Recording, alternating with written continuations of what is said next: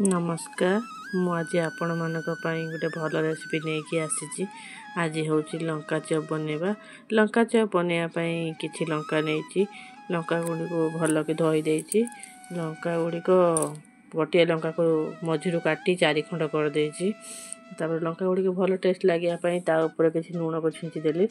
गोटे जगार बेसन कॉर्नफ्लोर लंका गुंड स्वाद अनुसार लुण हलदी गुंड जीरा गुंड धनिया गुंड सब प्रकार गरम मसला सब प्रकार गुंड मसला को पकई भल कि गुड़ेदेली किसी जमी पेंडा पेंडा न रुए से भल कि गुड़ेदेली।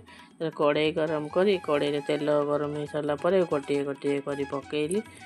गोटे साइड हो सारापर एपट सेपट कर साइड ओल्टेली भल कि कलर हो सारापर छाणीदेली। एमती कर सबू लंका चप गुड़ी को छाणीदेली। प्रस्तुत हो गला लंका चप। आपण मानक वीडियो जदि भल लगे लाइक शेयर कमेंट करने को भूलिबेनी। रहिली नमस्कार जय जगन्नाथ।